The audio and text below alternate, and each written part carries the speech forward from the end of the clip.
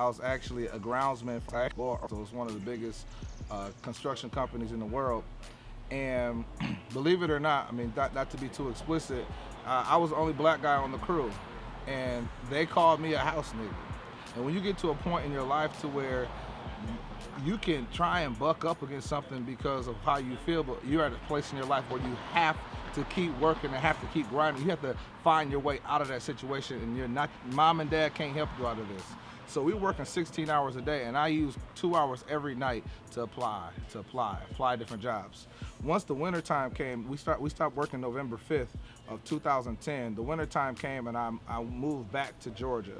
I'm originally from Michigan, and that's where I was working, and I moved back to Georgia. I got the call to work for Verizon on New Year's Eve of 2010. Now, it was actually, I was staying with a friend in Atlanta, sleeping on somebody's floor again, and the job was like 90 miles away, and they asked me, well, was I gonna move? I said, what you think?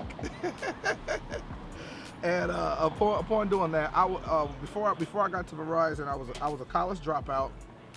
I didn't have anything to my name, and I didn't have a place to live.